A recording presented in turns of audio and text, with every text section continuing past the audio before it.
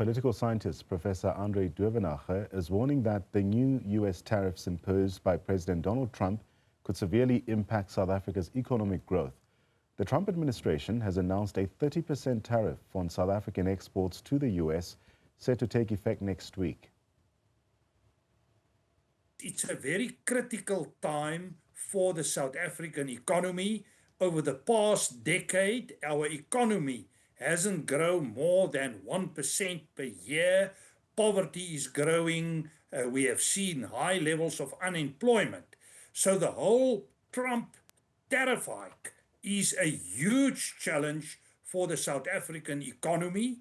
And I have no doubt that this is going to have far-reaching implications for the South African economy, for job creation, for economic growth. Professor Duvenage says that government must intensify efforts to engage with Washington to find a solution. Are we able to accommodate what they are putting forward? Can we define some sort of a middle ground? And it seems to me, if this is not the case, at least not at the moment, we haven't seen the newest proposals put forward by South Africa for the US, but I believe we are going to be stuck within the status quo. Meanwhile, Lesotho says the revised U.S. tariff rate of 15% is still too high to save its struggling textile industry. U.S. President Donald Trump had previously threatened a 50% tariff, the highest imposed on any U.S. trading partner, but later reduced it to 15%. Lesotho's Trade Minister, Mokgethi Shedile, warns the increase could cost nearly 12,000 jobs and is unlikely to reverse the industry's decline. He says many textile factories are already seeking alternative markets, and the government will continue lobbying the U.S. to lower the rate even further.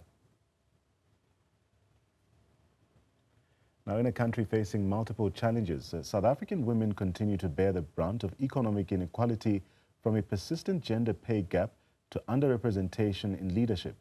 South Africa is often hailed for its progress in women's political representation, with women making up 45% of parliament and a range of progressive, women-friendly laws in place.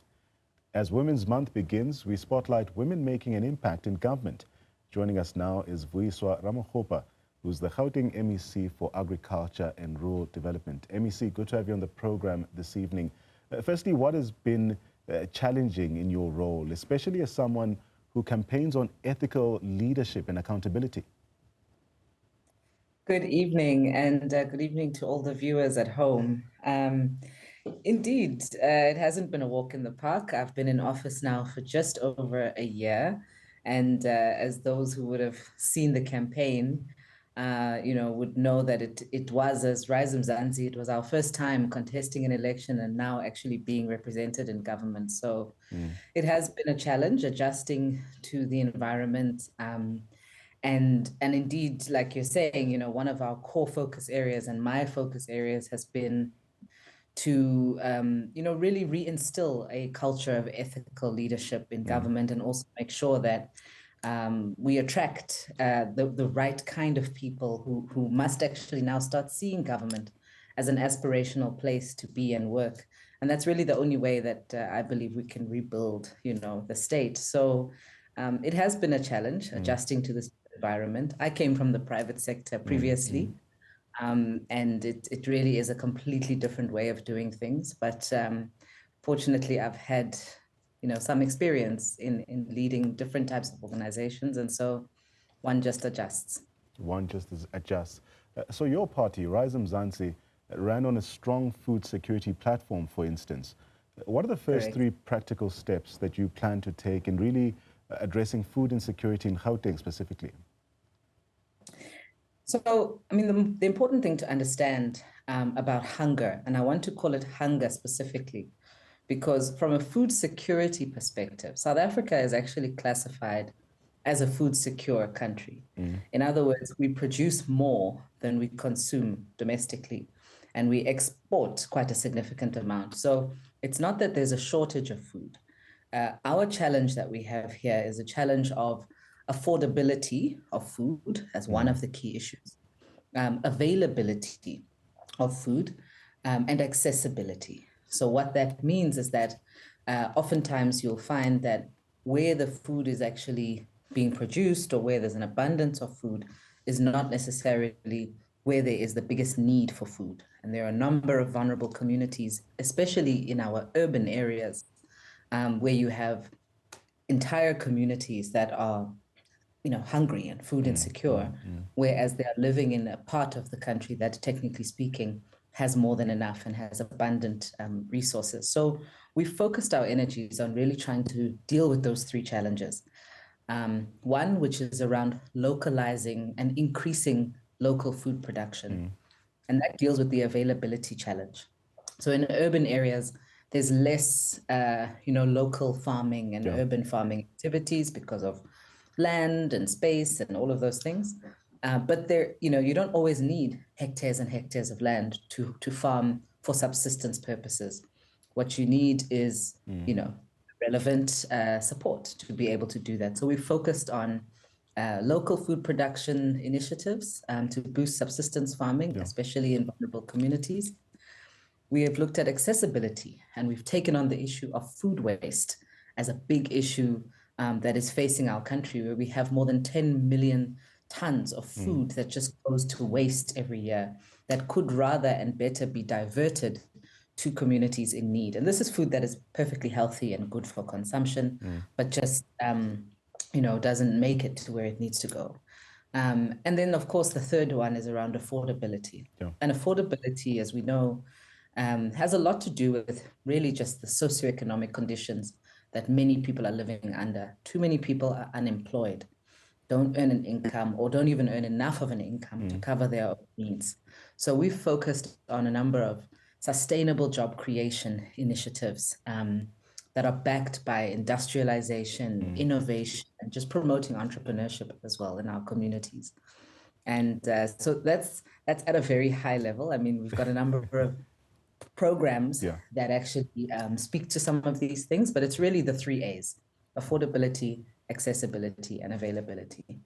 Before I let you go, a very exciting one for me is the urban farming holds quite a promise, especially for residents of Gauteng, especially in densely populated provinces like ours. How will your department then support urban farmers with land access or even funding and market entry?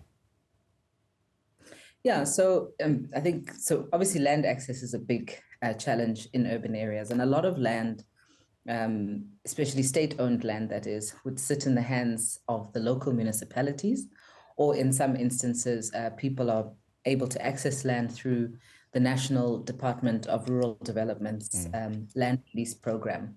And we are interfacing with those two spheres of government at all times to try and pair our beneficiaries with, to pair our programs and our support with the people who are beneficiaries of land reform programs. So that's number one. But number two, even those who may have their own land, either they are leasing it, they have some kind of permission to occupy that land, or they own the land.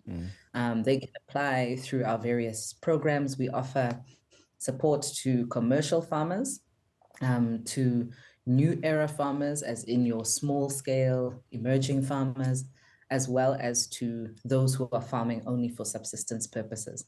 And it doesn't end there. We also support agro-processors and micro-processors who are in the agro-processing space. And for me, that's a very exciting area that Gauteng in particular has a real competitive advantage in. And we are already, as Gauteng, responsible for 35% of the continent's agro-processing. And there's only more room for growth. So we're supporting entrepreneurs who are operating in that space, from your honey producers to people who are producing chilies, people who are doing cut vegetables, cut chicken. Anytime you're adding value to a primary product, it falls under agro-processing, and it helps people to move into the value chain a lot quicker. So those are really our focus areas. And the department also provides non-financial support, I might add. We have a number of training initiatives and training and workshops that we offer, because sometimes really that is the gap. We also recently launched a blended financing product with the National Empowerment Fund. It's a 100 million rand fund co-funded by ourselves and the National Empowerment Fund to support emerging agro-processors in the province. Right. And it's exciting. We've already seen about 32 people who have applied and are going through the shortlisting process currently. And we're looking to grow that over time. So, you know, bit by bit, we are dealing with the unemployment challenges, growing small businesses in the province, and hopefully by 2029, significantly dealing with the hunger challenges in Gauteng. MEC Vuyiswa Ramokgopa, thank you so much for joining us this evening and sharing your vision for a more food secure, inclusive, and ethically governed Gauteng as well. Speaking to her as we continue shining the spotlight on women in politics and governance this time.